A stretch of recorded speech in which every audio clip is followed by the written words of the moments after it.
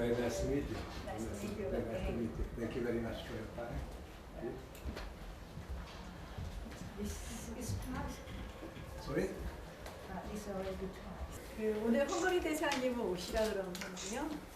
And we are happy to share. 오늘 이제 헝가리 대사님을 만난 것은 헝가리가 이 저출산을 극복한 아주 대표적인 나라라서 제가 늘 헝가리 모델을 이야기했고 그런 의미에서 헝가리 대사님이 오셨습니다. 그 재미있는 이야기를 듣고 굉장히 의미 있는 이야기를 들었는데요.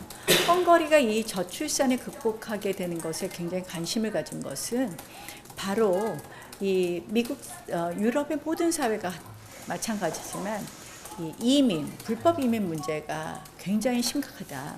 근데 어떤 사람들은 이 불법 이민이라도 받아서 저출산이 되는 나라의 노동력 부족을 해결하자라는 측이 있었고 그렇지 않다는 측이 있었는데 헝가리는 이 노동력 부족을 불법 이민자 등을 통해서 해결을 한다는 것은 그 헝가리의 국가 정체성을 유지하거나 또는 그 나라의 문화를 유지하는 데 적절하지 않다는 의미에서도 이 저출산 정책을 최우선의 정책으로 추진했다고 합니다. 저는 이 부분에 대해서 대한민국도 이민에 대한 생각을 정립해야 된다고 생각을 합니다. 제가 이번 선거에 출마하면서 국익 퍼스트, 국민 퍼스트를 이야기를 했고 그리고 그 국익 퍼스트, 국민 퍼스트는 바로 대한민국의 국익과 대한민국의 국민의 이익을 지키는 것입니다. 그런 의미에서도 우리도 이민을 무분별하게 확장하는 것은 마땅하지 않다고 생각을 합니다. 저는 이 헝가리 저출산 정책을 하면서 이 생각과 다르게 이제 윤 정부에서 저출산위원회 부위원장 하다가 그 자리에서 내려온 거 잘 아실 겁니다. 저는 이 젊은 사람들에게 물어봤을 때 이 출산하지 않는 이유, 결혼하지 않는 이유는 두 가지.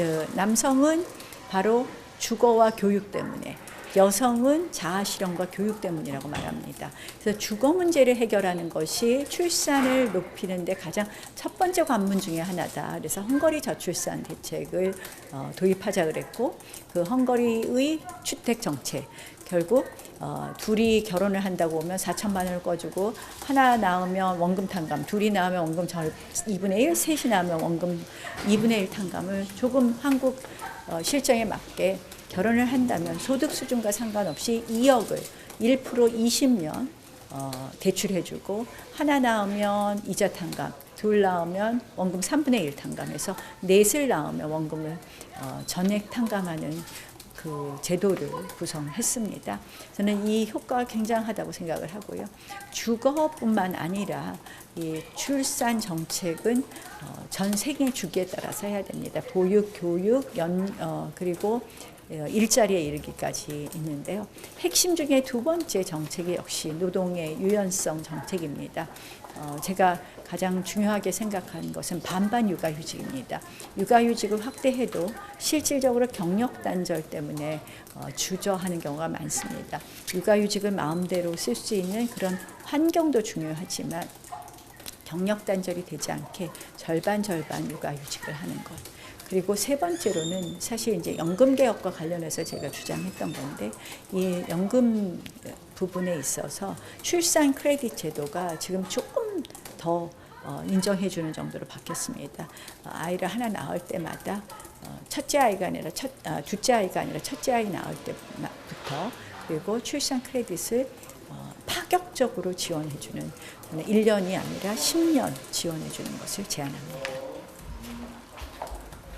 뭐 질문 있어요? 네, 그 헝가리 주택 대출 정책을 언급하셨는데 그 우리나라에 이제 도입할 경우에 필요한 예산은 좀 어느 정도로 잡고 계세요? 그때 이제 저희가 계산했을 때 이 적게는 약 12조 정도 드는데요. 그 정책이 사실은 20년 대출이기 때문에 20년 후부터 그 정도의 예산이 들어가는 것이기 때문에 충분히 우리 예산으로는 감당할 수 있다 이렇게 보고 있습니다. 안에서 대사님이 조금 더 조언해 주시는 부분이 있으실까요? 바로 이민 관련된 문제이고요. 굉장히 의미하는 바가 많이 있었습니다. 그 밖에 이제 헝가리가 다양한 세금과 관련된 정책, 예컨대 아이를 낳을 경우에 소득세를 면제하는 부분 같은 것을 말씀하셨고요. 그래서 우리도 이러한 세금과 관련된 정책도 파격적으로 생각해 봐야 된다고 생각을 합니다. 정무적인 질문 좀 드리겠습니다. 최근에 이제 마지막. 반명 빅텐트 얘기가 좀 나오고 있는데 비명계 인사들이 좀 선을 긋고 있는 모양새라서요. 대표님께서는 이들과 연대 가능성을 좀 어떻게 보고 계시는지. 정치는 항상 국민의 큰 대의에 따라야 된다고 생각을 합니다. 그래서 이재명 후보에 대한 어떻게 보면 우리가 일단은 지금은 우리의 가치로 우리 경선을 해야 되겠지만 그런 필요성이 있다면 항상 큰 대의에 따를 것이라는 말씀을 드립니다. 이 정도 할게요. 네, 고맙습니다. 감사합니다.